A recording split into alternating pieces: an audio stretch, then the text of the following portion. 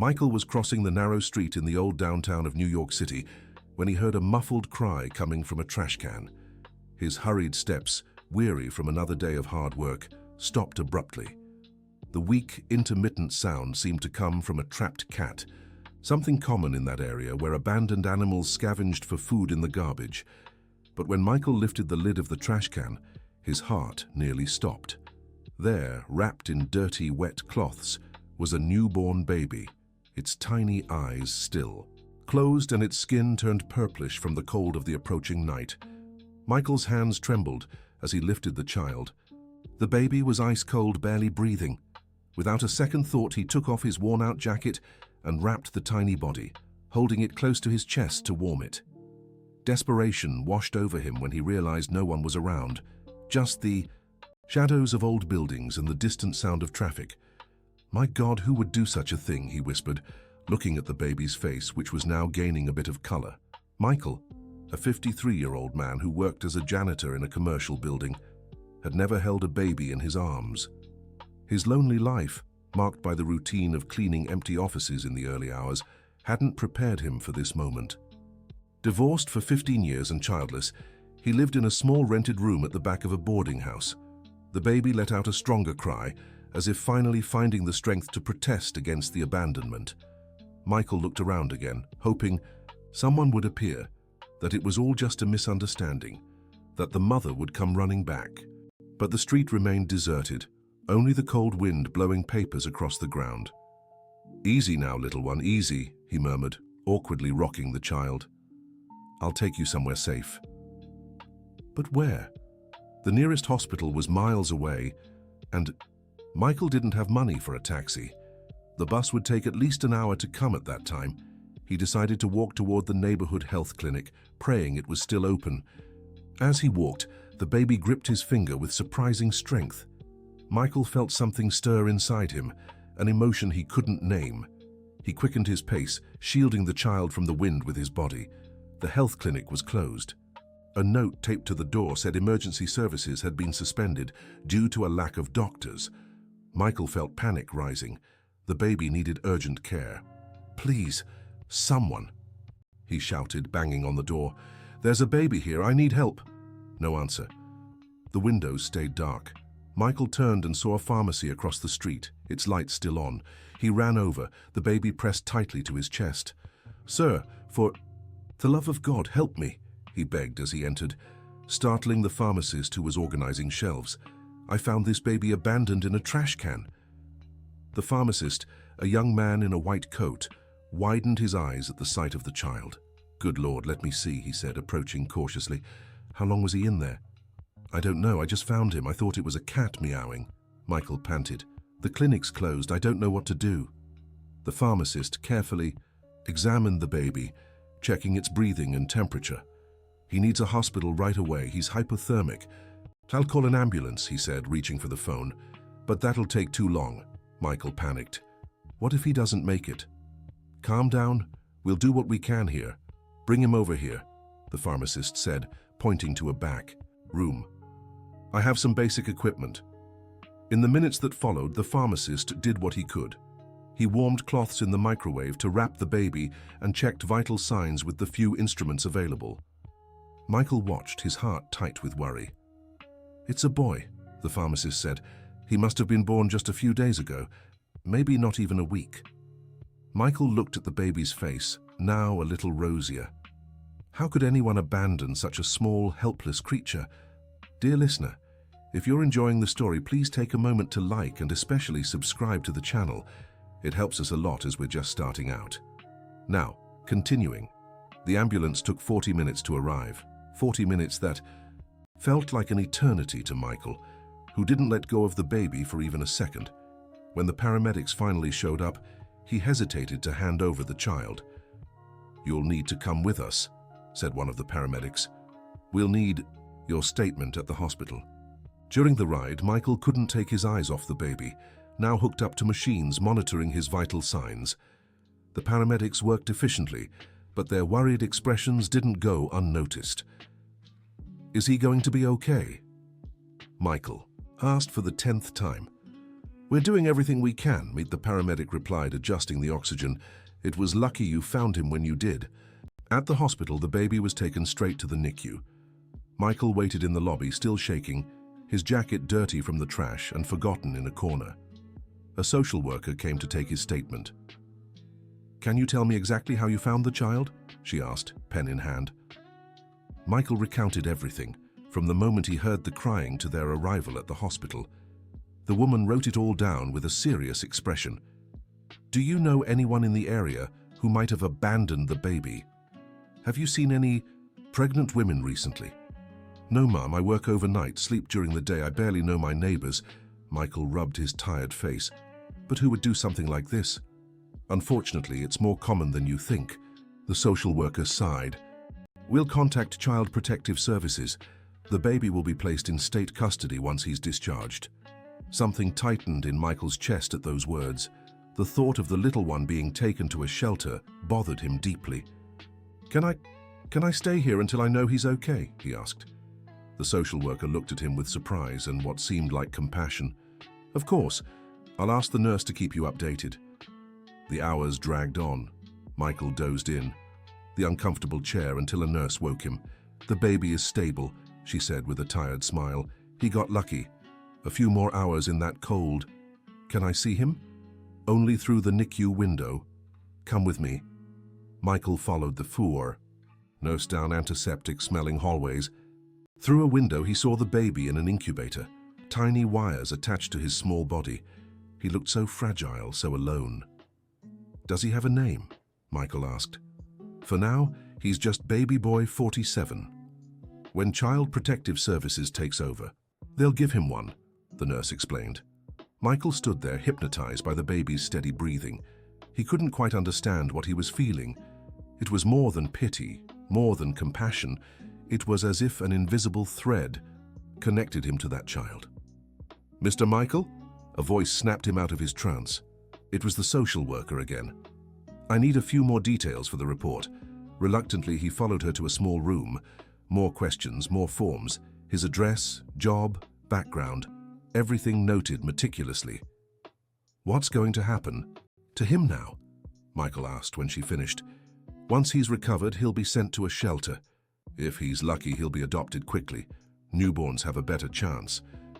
"What if—" Michael hesitated, the idea forming before he could stop it. "What if I wanted to keep him?" The social worker raised her eyebrows. "You? But you're single, right? You live alone?" "Yes, but—" Michael didn't know how to explain. "I saved him. I feel responsible." "Mr. Michael, adoption is a complex process. There are requirements, evaluations. Would you have the financial means to raise a child?" The reality hit him like a punch. His salary barely covered rent and food. How could he support a baby? I'd figure it out," he said anyway. The social worker sighed, her expression softening. "Look, I'll be honest. A single man over 50, with no experience with children and limited resources. The chances are slim. But," she paused, "if you're truly interested, I can give you the contacts for Child Protective Services. They can guide you through the process." Michael took the paper with the contacts, his hands trembling slightly. It was crazy, he knew, but something about that abandoned baby had touched a part of him he thought had died long ago. He spent the night at the hospital. The nurses, moved by his dedication, let him stay. Every hour he went to the NICU window to check on the baby. The next morning, exhausted and unshaven, he was approached by a reporter and a cameraman. "Are you the man who saved the baby?" she asked, microphone in hand. "Can we get an interview?" Michael stepped back, uncomfortable with the camera. "I just did what anyone would do," he murmured. "But it wasn't just anyone, So it was you," the reporter insisted. "Tell our viewers how it happened." Reluctantly, Michael told the story once more. The reporter asked dramatic questions, clearly aiming to draw out as much emotion as possible. "And now what do you plan to do?" she asked at the end. Michael looked toward the NICU. "I want to adopt him." The words came out before he could stop them. The reporter's eyes widened, sensing an even better story. "You want to adopt the baby you saved? That's incredible." She turned to the camera. You heard it here first, folks. This hero not only saved a life but wants to give this abandoned child a home. Michael wanted to protest, to say it wasn't certain yet, that there was a process, but the reporter was already wrapping up. Within hours, the story would be all over the city. Sure enough, by the noon news, there he was. The dramatic headline, "Janitor Hero Wants to Adopt Baby Abandoned in Trash Can." Michael watched embarrassed from the waiting room as other patients and family members recognized him and whispered among themselves. His old cell phone began to ring. The first call was from his boss. "Michael, I saw you on TV." "What a story." Mr. Thompson's voice was excited. "Listen, I know you must be tired, but I need you to come in today." Wilson called out again. "Mr. Thompson, I'm still at the hospital. The baby?" "Oh, right, of course, but he's being taken care of by the doctors, isn't he?" "There's nothing you can do there, and I need you here." Michael looked through the window at the baby in the incubator. How could he explain he couldn't just leave? "Can I come in later? Just a few more hours?" "Michael, you're a good employee, but I can't be without a janitor. If you don't come, I'll have to call someone else." The veiled threat was clear. Michael needed that job. With a heavy heart, he agreed to go. "I'll come back as soon as I can," he promised the nurse before leaving. The workday was torture. As he mopped office floors, cleaned bathrooms, and emptied trash cans, Michael could only think about the baby. Every trash can he opened reminded him of that terrible moment of discovery. "Hey, Michael," one of the security guards called. "Out. Saw you on TV. Famous, huh?" "It's nothing like that," Michael murmured, continuing his work. "What do you mean? You saved a kid. You're a hero," the guard insisted. "And you're really gonna try to adopt?" "It's complicated." "You should. My cousin adopted too, best thing she ever did." Throughout his shift, Michael was approached by people who had seen the news. Some congratulated him, others asked invasive questions, and there were those who doubted his intentions. "A man alone wanting to adopt a baby," he heard one secretary whisper to another. "I don't know." The hurtful comments stung, but not as much as the longing he felt for the baby. It was strange to miss someone he had known for such a short time. As soon as his shift ended, Michael rushed back to the hospital. The night nurse greeted him with a smile. "The little one is doing better. He fed well today," she informed him. "Would you like to see him?" Michael went to the NICU window. The baby looked rosier, less fragile. One of the nurses was changing his diaper, and Michael watched every movement carefully. "Do you have children?" a voice asked behind him. It was an elderly woman leaning on a cane. "No, Mom." "Well, you have the touch. I can tell by the way you look at the little one," she smiled. "My grandson is in there too, premature." "I'm sorry."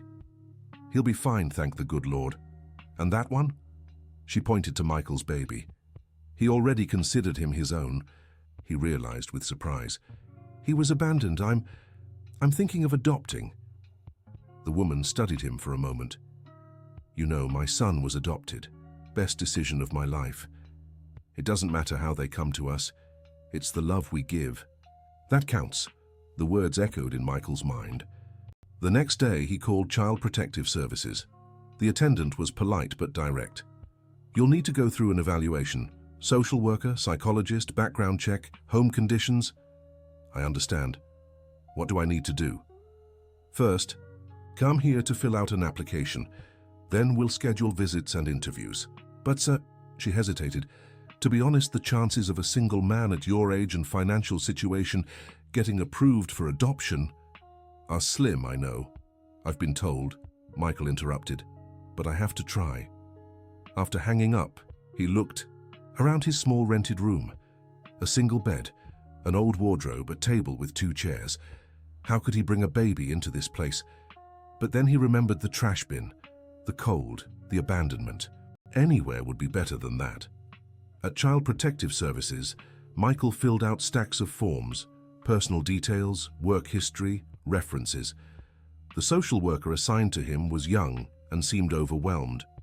"You understand there are couples who've been waiting years for a baby?" she asked. "I do, but none of them saved this specific baby," Michael replied with a conviction that surprised him. "That doesn't give you automatic rights." "I know, but I have to try." The woman sighed, stamping the papers. All right. A social worker will visit your home soon. You'll also undergo a psychological evaluation. If everything checks out, your name will go into the system. But, she looked at him seriously, the baby won't wait. If a suitable family comes along before... How much time do I have?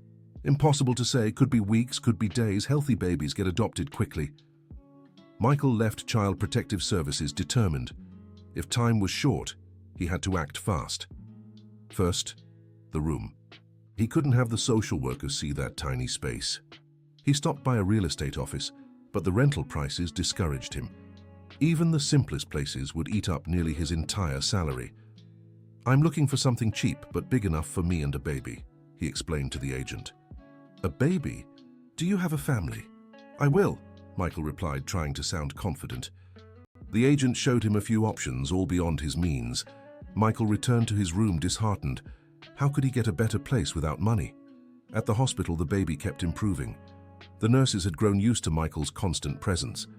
You know, they've started calling him Miracle, one of them remarked, for surviving. Miracle, Michael repeated, liking the sound. It's a good name. You can't name him, the nurse reminded gently. Not officially, but in your mind the baby was already Miracle, your little Miracle. The news about the rescue kept spreading. Michael began receiving messages on his phone, people who had somehow gotten his number. Most were words of support, but there were also criticisms. A man your age should be ashamed to want to adopt alone. He must be looking for attention. Poor child, if he ends up with a janitor. Michael tried to ignore the negative messages, but they hurt him. Were they right? Was he being selfish? One afternoon, as he watched Miracle through the NICU window, a well-dressed woman approached him. Are you Michael? The one who saved the baby? She asked. Yes, ma'am. My name is Ms. Sarah Collins. I'm a lawyer specializing in adoptions. She handed him a shiny business card. I saw your story in the paper. I'd like to help. Michael eyed the card skeptically. I don't have money for a lawyer, ma'am. I'm not charging you. Consider it pro bono. She smiled. I admire your courage. I know it won't be easy, but I can guide you through the process. Why would you do this? The lawyer looked through the window at the baby. Because 15 years ago, I was a single mother trying to adopt. I know how cruel the system can be to those who don't fit the mold. I succeeded eventually. My daughter is now my greatest joy. Michael felt a surge of hope. Maybe, just maybe, there was a chance. What do I need to do? First, we'll work on your financial and housing situation. Do you have any savings? Very little. I can barely put anything aside each month. Any relatives who could help loan you money? Michael shook his head. He'd been alone in the world for a long time. Well, let's think of alternatives. Maybe a loan, or a cosigner for a better rental. As they discussed possibilities, a nurse approached. Mr. Michael, the baby will be discharged in 2 days. Child Protective Services has already been notified. Michael's heart sank. 2 days? It was too much and too little at the same time. Don't panic, said Ms. Sarah. I'll file a petition to delay the transfer. Argue that an adoption process is underway. But there isn't one, not officially. Leave it to me, we'll buy some time.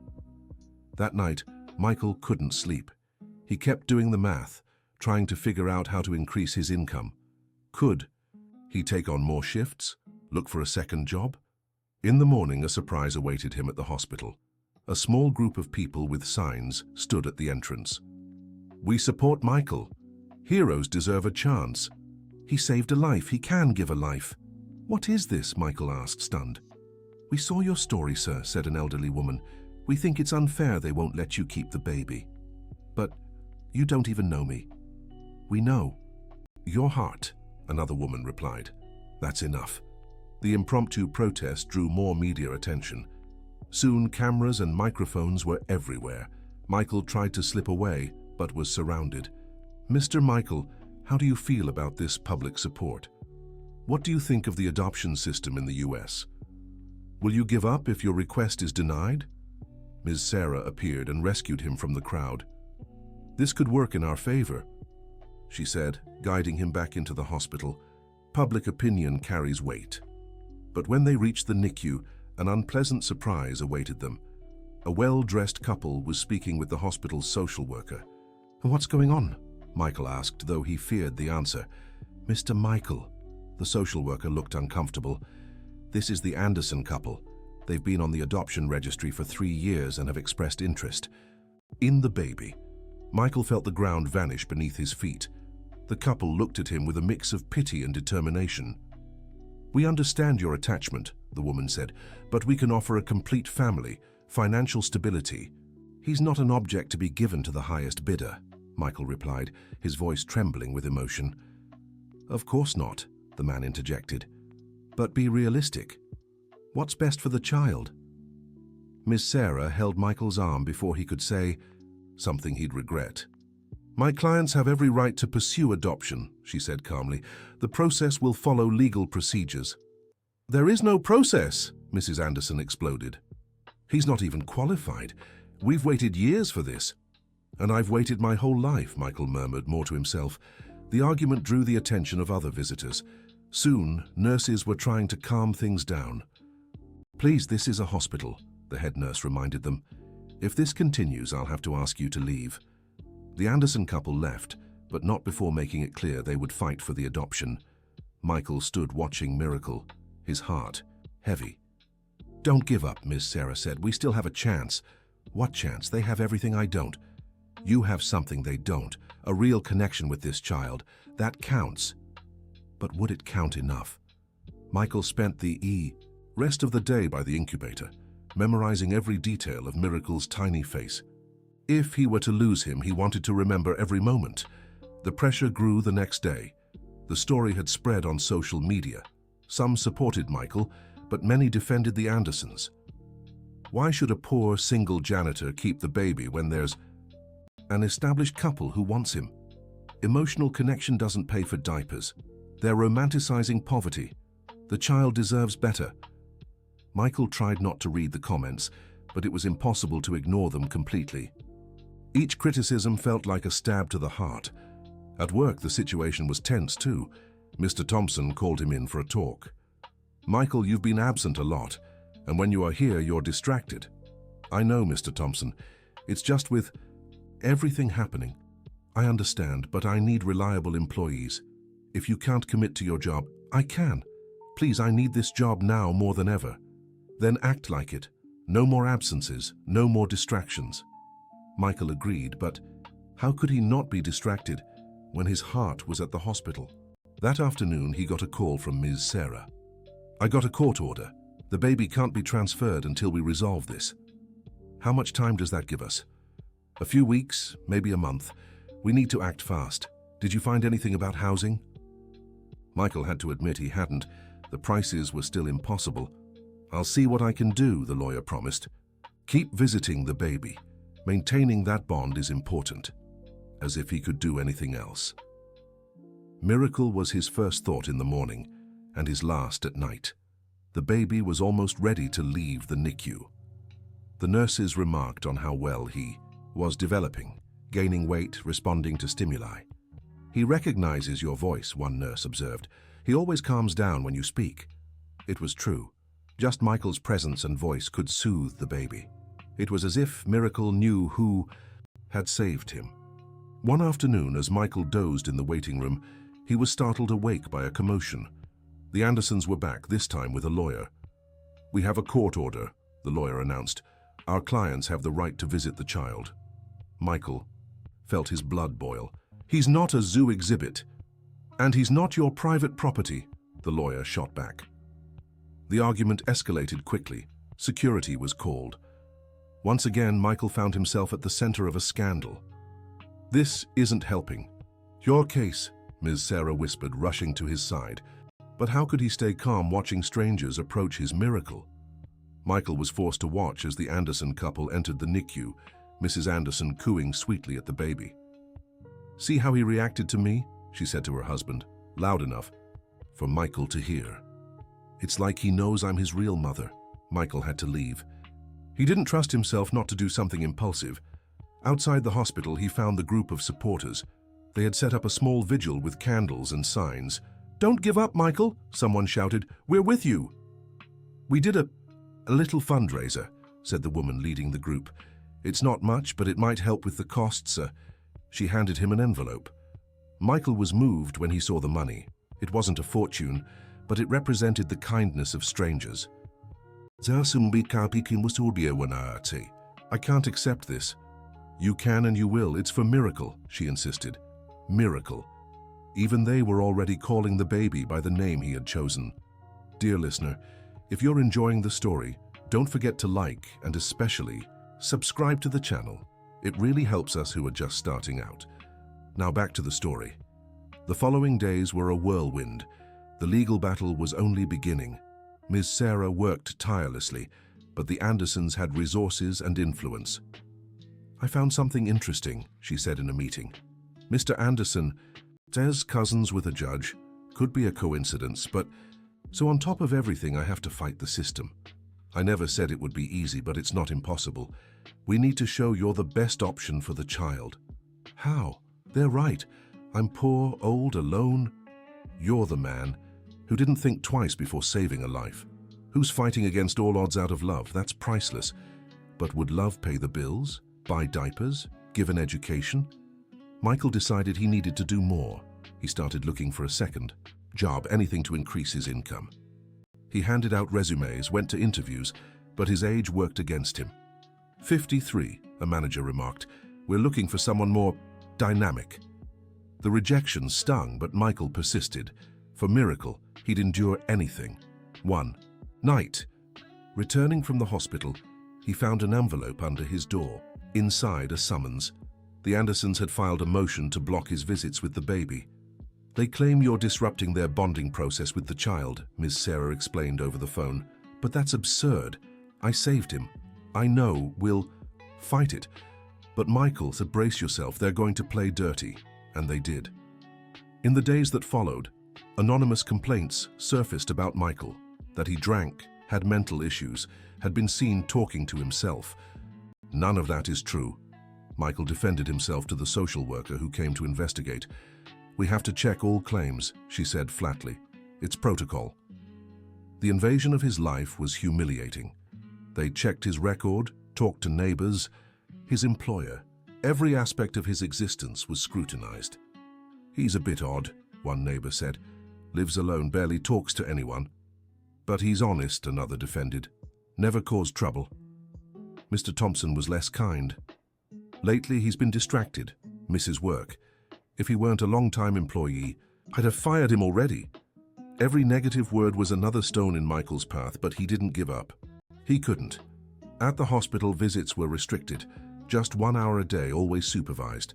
It was torture to see the baby so little. "He's acting strange," a sympathetic nurse commented. "Cries more, eats less." "It's because he misses." "Me," Michael said. "Be careful what you say," the supervisor warned. "It could be used against you." Everything could be used against him, it seemed. Every word, every gesture, every tear. The case began to grow bigger. TV shows debated it. Experts weighed in. Most weren't in favor of Michael. "We must consider the child's best interest," said a psychologist on TV. "And objectively, a stable couple offers more advantages." "But what about the emotional bond?" argued another expert. "This man saved the child, formed a connection." "A connection doesn't replace a traditional family structure." Michael watched it all with a heavy heart. When had the world become so cold and calculating? One morning, he arrived at the hospital and found Miracle out of the NICU in a regular room. It was progress, but it also meant the transfer was near. "Can I hold him?" he asked the nurse. "I'm sorry, orders from administration. Only official adoption candidates." "But I am a candidate," the Anderson couple contested. Until it was resolved, Michael had to settle for watching from afar. Miracle seemed to search for him with his little eyes, turning his head at the sound of his voice. "Please," he begged, "just 1 minute." The nurse looked around, checking for supervisors. "Be quick," she whispered, handing him the baby. The weight of that little body in his arms was everything. Miracle nestled against his chest, as if knowing he was safe. Michael fought back tears. "I'll fight for you," he promised softly. "Even if it's the last thing I do." Time, warned the nurse. Reluctantly, Michael gave the baby back. It might be the last time he held him. That afternoon, Ms. Sarah had news. I scheduled a hearing with the judge. It's our chance to present our case. When? The day after tomorrow. Michael, you need to understand. If we lose... I know, he interrupted. But we won't lose, will we?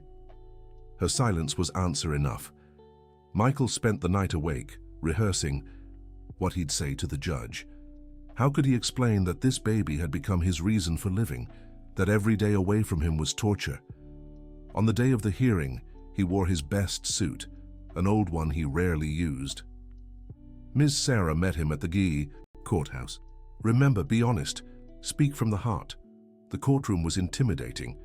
The judge, a stern, middle-aged man, reviewed the documents.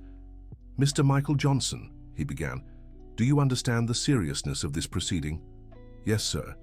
Why do you believe you're the right guardian for this child? Michael took a deep breath. Because when everyone abandoned him, I was there. Because when he needed me most, I thought of nothing but saving him. Because he's already a part of me. Touching, interrupted the Andersons' lawyer. But the court must consider facts, not emotions. My clients own a home, have 2 cars, savings for education, and I have love. Michael burst out. Doesn't that count? Mr. Johnson, control yourself, warned the judge. Sorry, Your Honor, but... Michael struggled for words. I know I don't have much, but I grew up with nothing and became an honest man. I may not give luxuries, but I'll give love, education, values. And how do you plan to support the child on your salary? Asked the judge. I'm looking for a second job. I'll do whatever it takes. Looking isn't the same as having, noted the opposing lawyer. The hearing continued for another hour. Every argument Ms. Sarah made was countered with cold facts about Michael's finances. I'll make my decision in a week, the judge announced at the end. Until then, the current restrictions remain. Michael left the courthouse defeated. 1 week. Miracle could be in another home in a week. It's not over, said Miss Sarah. We can still appeal. But Michael knew the odds were slim. The system favored couples like the Andersons. It always had. Back at the hospital, he found things had gotten worse. Miracle had developed a respiratory infection. It's common in babies who've been under stress, the doctor explained. He'll be fine, but he needs to go back for intensive observation. Seeing the baby back on tubes and monitors broke Michael's heart, and not being able to stay by his side was even worse. This is your fault, accused Mrs. Anderson, who was also there. All this stress, this chaos. Ma'am, please, the doctor intervened. This isn't helping. But was she right? Was Michael to blame for Miracle's suffering? That night he knelt beside his bed and did something he hadn't done in years. He prayed. If it's better for him. The words caught in his throat. If it's better, I'll let go. But please let him be okay. The next day, Miracle's condition worsened. The infection wasn't responding to antibiotics. Given the severity, Michael was allowed to see him. Talk to him, the nurse urged. Sometimes it helps. Michael approached the incubator, his heart in pieces. Hi, little one, it's me, remember me. His voice trembled. You have to be strong, okay? You have to fight, like you did that cold night. The monitor showed a slight improvement in his heartbeat. Coincidence? Michael kept talking, telling stories, making promises. When you get out of here, I'll take you to see the sun. We'll go to the park. I'll teach you how to play ball. He's not yours to make promises to, Mrs. Anderson's cold voice cut in. Michael turned. The couple stood there, watching. Jay's sick. He needs peace, Michael said. He needs real parents, she shot back. Enough, Mr. Anderson stepped in. Lisa, this isn't the time. For the first time, Michael saw something beyond hostility in the man, genuine concern. Do you really want him? Michael asked. Or do you just want to win? The couple exchanged glances. We waited 3 years, Mr. Anderson finally said. 3 years of treatments, frustrations, shattered hopes. When we heard about this baby, it felt like a sign, his wife finished, her voice softer. Our chance. Michael looked at them, truly looked for the first time. He saw their pain, their desperation, so familiar. I understand, he said. But you have to understand too. He's not just a baby to me, he's a miracle. Mrs. Anderson whispered. "We know. The nurses told us what you call him." Silence fell over them, broken only by the beeping of monitors. "He needs all three of us now," Mr. Anderson said. "Fighting won't help." It was a fragile truce, but it was something. In the hours that followed, they took turns by the incubator, each speaking to Miracle, each praying. Slowly, very slowly, the baby began to improve. The fever broke, his breathing steadied. "He's a fighter," the doctor remarked, "like someone I know." He glanced at Michael. The medical crisis had unexpectedly brought the three adults closer. They began to talk, to see each other beyond their roles as adversaries. "You really love him," Lisa Anderson observed. "It's not just wounded pride or something." "How could I not?" Michael replied. "He gave me purpose when I thought I had none left." "We can give him everything," Mr. Anderson said. "Education, opportunities. I know, and maybe that's what's best." The words cost Michael more than he could express, but looking at Miracle, fragile yet fighting, he realized love sometimes meant letting go. "Are you giving up?" Ms. Sarah asked when she heard. "I'm thinking about what's best for him." "And what is best? Growing up with parents who can give him everything materially, or with the man who saved him and loves him unconditionally?" Michael had no answer, only doubts and a broken heart. The week of the court decision arrived. Miracle was better, almost. Ready to be discharged. His fate would be decided. On the morning of the hearing, Michael woke to knocking at his door. It was the woman from the vigil, accompanied by several others. "I've come with a proposal," she said. In the days prior, the story had moved the community. A fundraiser had been organized. Local business owners, touched by the situation, had offered help. "We found a guarantor for a better apartment. Small, but decent," she explained. "And the bakery owner offered a part-time job to supplement your income." Michael was speechless. Why would they do this for me? "It's not just for you, it's for what you represent. Someone who doesn't give up, who fights for what's right." With trembling hands, Michael took the papers. A chance. He still had a chance. In court, everyone was surprised when Ms. Sarah presented the new evidence.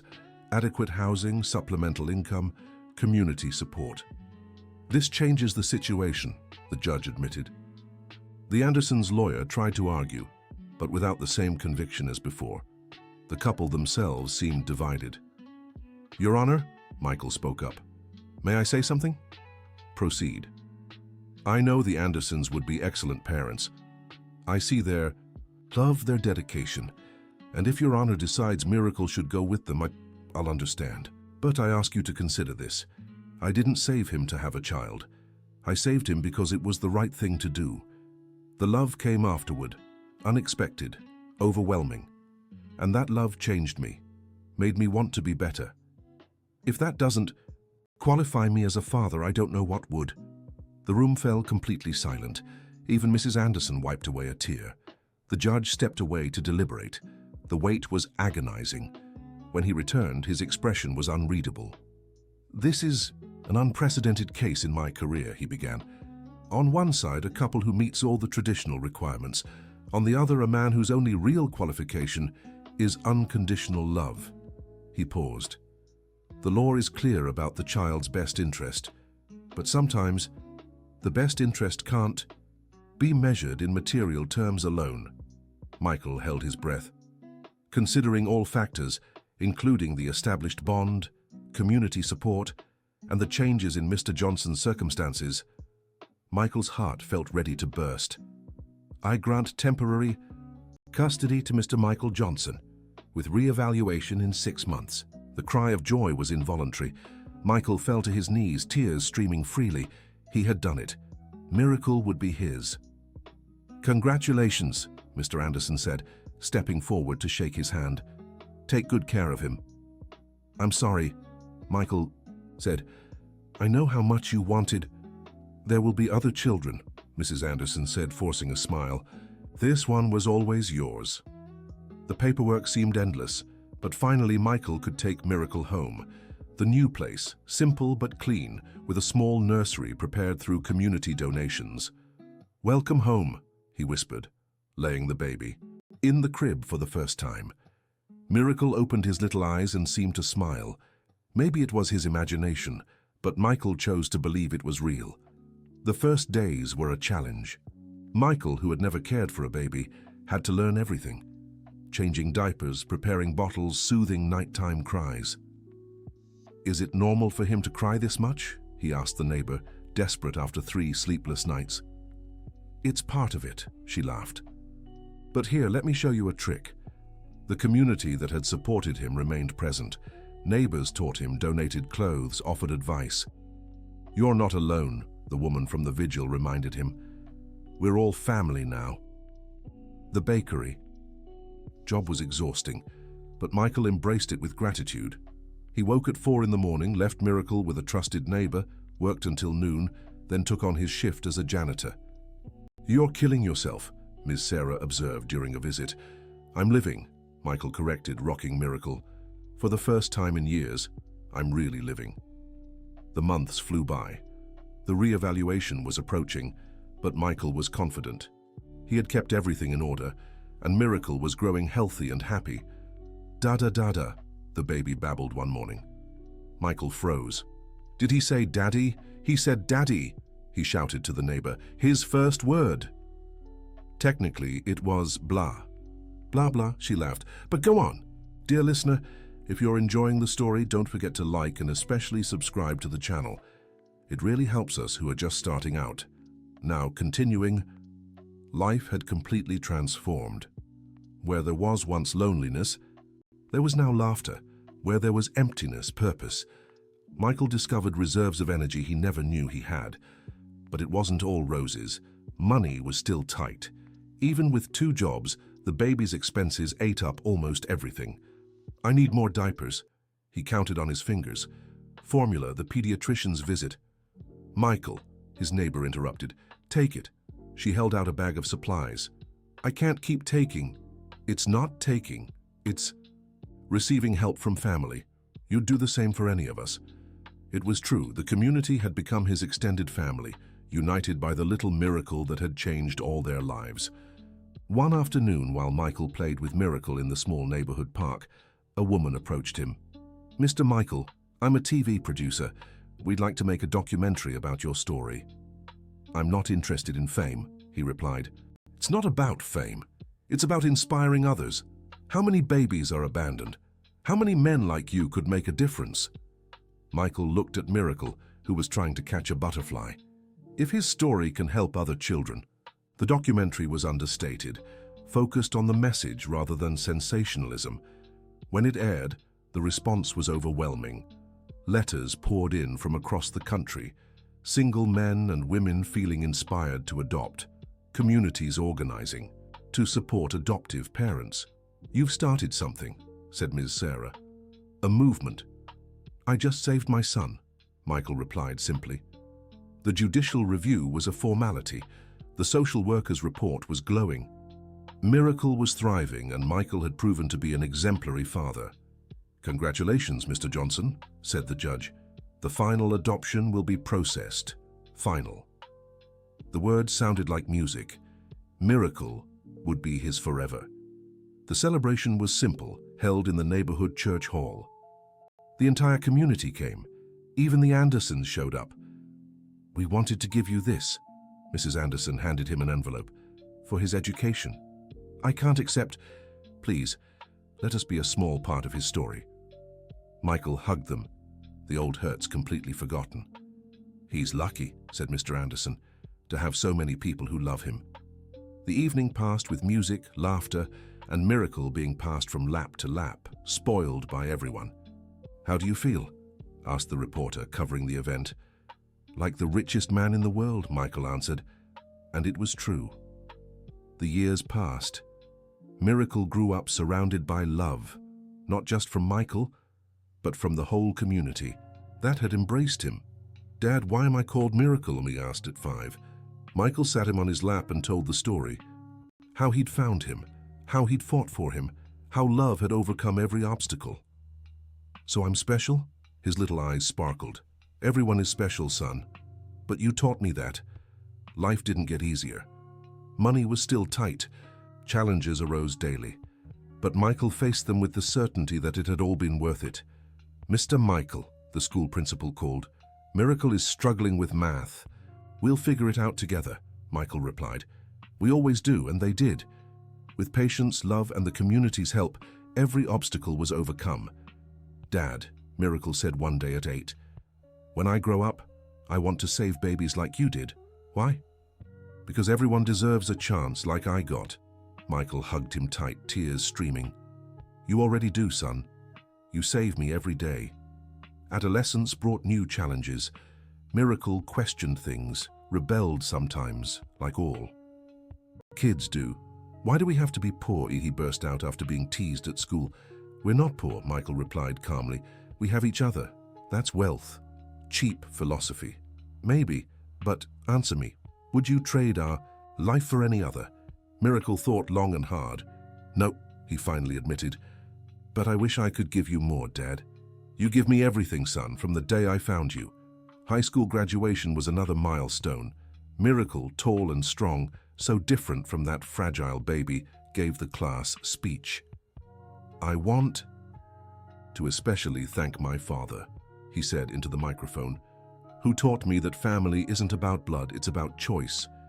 Who showed me that love isn't measured in things but in presence. Who proved that one man can make a difference, even when everyone says he can't." The auditorium erupted in applause. Michael, now with completely white hair, cried unashamedly. "I'm proud of you," he whispered when Miracle hugged him. "I'm the one proud to be your son. College was a distant financial dream, but Miracle earned a scholarship, medicine, to no one's surprise."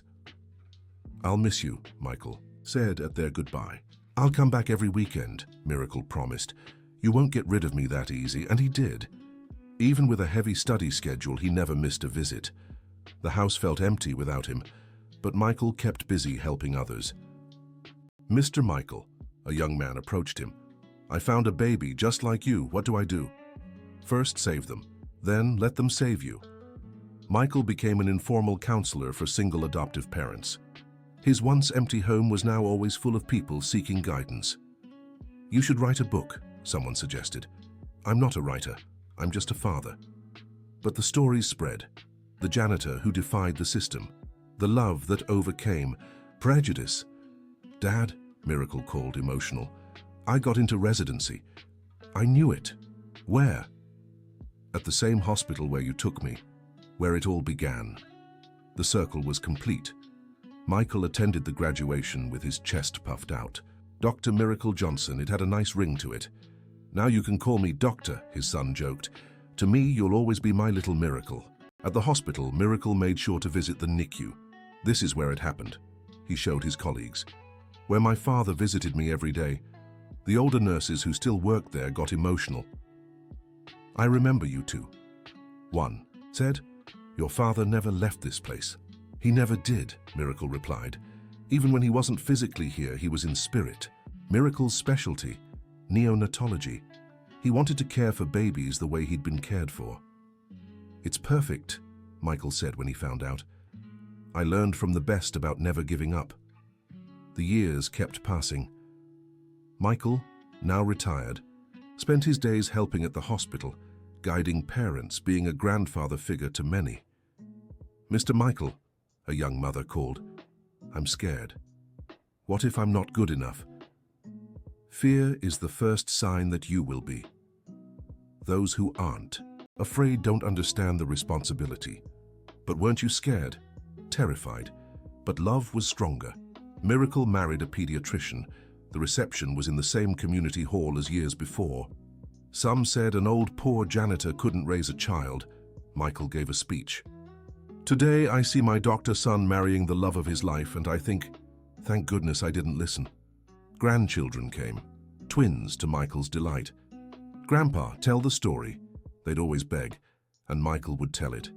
How he'd heard a cry, thought it was a cat, and found his destiny. "What's the lesson?" he'd ask at the end. "Miracles happen," the twins would shout. And sometimes, Michael would finish, with a miracle in someone else's life. One night, Miracle found his father in the twins' room, watching them sleep. "What are you thinking about?" How it all started. A cold night, a muffled cry. It changed our lives. No, son.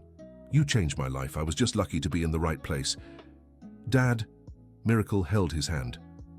I need to tell you something. Today I saved a baby, abandoned, like me. Michael's eyes widened. The mother was a teenager, desperate. We managed to help her, give her support. She's going to keep the baby. You did more than I ever did then. Saved too. I learned from you. Saving isn't just pulling someone from danger. It's giving hope. They sat there, father and son, watching the new generation sleep. The cycle continued. You know, Michael said, people always ask me why I fought so hard for you. And what did you say? That I didn't fight for you. I fought for me. Because without you, I was just a man waiting for life to pass me by. With you, I became a father. I became whole. Michael's years advanced, but he remained active, giving talks at schools, mentoring at the hospital, always preaching the same message. Love doesn't come in just one form. Family is who we choose, he'd say. It's who stays when everyone else leaves. One day, a documentary filmmaker approached him. 20 years later, we want to retell the story. The story isn't over, Michael replied. It continues with every child saved, every prejudice overcome. The new documentary was even more powerful. It showed not just Michael and Miracle, but the dozens of lives they'd touched. You're a hero, Mr. Michael, the host said. No, I'm just a father who did what fathers do, loved unconditionally. At 80, Michael still visited the hospital daily. Slower now, leaning on a cane, but present. Grandpa Michael, the hospitalized children would shout. He told stories, handed out smiles, reminded everyone that miracles existed. Dr. Miracle, a nurse called. Your father isn't feeling well. Miracle rushed over. He found Michael sitting pale but smiling. Just a dizzy spell, I'm fine. Let's run some tests. I'm old, son, it's normal. But it wasn't just age. Michael's heart, which had loved so much, was tired. You need rest, Miracle. Prescribed. Maybe even surgery. Nonsense, I still have so much to do, but the body has its limits. Michael was hospitalized, ironically in the same hospital where it all began. Look at this, he told the nurse. Back to the start. The news spread. Soon, the room was full of flowers, cards, visitors. All these years, said the woman from the vigil, now elderly herself, you never stopped fighting. I learned love is worth fighting for. The Andersons came to visit. They'd adopted 3 children over the years. You taught us, Lisa said, that love doesn't have just one shape. We all learned together. Miracle rarely left his father's side. Between medical care, they talked about everything. And nothing. I'm afraid, Michael admitted one night. Of what? Of leaving you. Dad, you'll never leave me. You're in every choice I make, every life I save. Promise me one thing? Anything. Keep saving miracles. Keep proving love conquers all. I promise, Dad, I promise. The surgery was scheduled, high risk but necessary. Michael faced it with the same courage he always had. If something happens...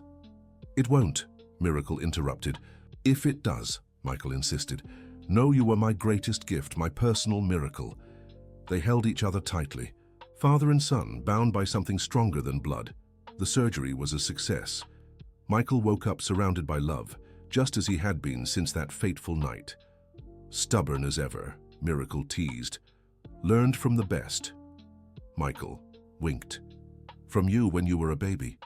Never gave up. Recovery was slow but steady. Soon Michael was back to his activities, more measured now, but no less passionate. Life is precious, he'd say. Every day is a miracle, on. His 85th birthday, the surprise came. The mayor announced the hospital's neonatal wing would be renamed. The Michael Johnson wing, the plaque read, so we never forget heroes exist. I'm not a hero, Michael protested, emotional. Yes, you are, said Miracle. My hero, always have been. The ceremony gathered hundreds, adoptive parents, saved children, transformed lives. It all began, Michael spoke with a cry in the night. I thought it was a cat. It was my destiny calling. Applause echoed. But the best moment came later, when Miracle took him to the new wing. Look, Dad, every baby here will have the chance you gave me. Through the windows, dozens of incubators. Dozens of miracles waiting to happen. "It's perfect," Michael whispered. That night at home, Michael flipped through the album he'd kept all these years. Photos of Miracle as a baby, a child, a teenager, a man. A lifetime of love. It was worth it, he said to himself. Every struggle, every tear. The phone rang. It was Miracle. "Dad, a new case just came in. An abandoned baby. The mother is a minor, desperate. What will you do? What you taught me, I'll save them both." Michael smiled. The legacy continued. In the following years, the Michael Johnson wing became a benchmark, not just in medical care, but in humanity. "Does Mr. Michael still come?" and new nurses would ask. "Every day," the veterans would reply. "Rain or shine," and he did. Slower each time, but always present, telling his story, inspiring others. "It's not about me," he repeated. "It's about proving love has no rules." At 90, Michael no longer walked alone. But his mind remained sharp, his heart full. "Great-grandpa!" The great-grandchildren gathered around him. "Tell us again." And he would. About the cry in the night, the baby in the trash, the impossible fight he won. "Why did you fight so hard?" one of them asked. "Because when we truly love, we never give up." Miracle, now the hospital director, watched from afar. His father, though frail, was still the strongest man he knew. "How is he?" his wife asked. "Tired, but happy, always happy." One morning, Michael didn't wake up for his daily visit. Miracle found him peaceful, a smile on his lips. "He left in peace," he told the gathered family, as he lived. The funeral was a city event. Thousands attended. The line for the viewing stretched around blocks. "He saved my son, taught me how to be a father, changed my life." The testimonies never ended. Every person had a story, a moment when Michael made a difference. Miracle spoke last. "My father taught me many things, but the most important was this: no love is too small. Every love we give comes back multiplied. He loved me when no one else would, and that love spread, touched you, changed our community. Today, I don't cry from sadness. I cry from gratitude for being chosen by him, for being his miracle. He was buried to the sound of Lullaby, the same one he sang to calm babies in the hospital.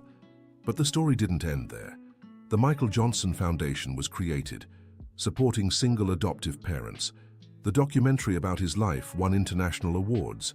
Laws were changed, making adoptions easier for single individuals. "Your father started a revolution," a minister told Miracle. "He just saved one baby. The rest was consequence." Years later, a young doctor approached Miracle. "Dr. Miracle, I found an abandoned baby, like your father did. What do I do?" Miracle smiled, hearing echoes of the past. "First save them, then let them save you. That's what my father did. That's what changed everything." The young man left determined, another link in the chain of love Michael had started. That night, Miracle visited his father's grave. The simple headstone read only, "Michael Johnson, Father." "We did it, Dad," he whispered. "Your love still saves lives, still changes destinies." A gentle breeze blew like a response. Miracle smiled. Some people leave fortunes, others, monuments. Michael Johnson left something greater, proof that love conquers all. In the hospital, in the wing that bore his name, a new cry echoed, another miracle beginning, another life waiting for love. And somewhere, Michael was smiling, because he knew that as long as there was love, there would be hope. As long as there were people willing to fight for what's right, miracles would keep happening. A cry in the night, a man who chose to listen, a baby who needed to be saved. Sometimes that's how the world changes, one miracle at a time. The end of the story. Dear listeners, we hope you were moved by Michael and Miracle's journey. Let us know in the comments what you thought of this story of love and perseverance. Would you have the same courage to fight against all odds for love? Don't forget to like and subscribe for more heartwarming stories.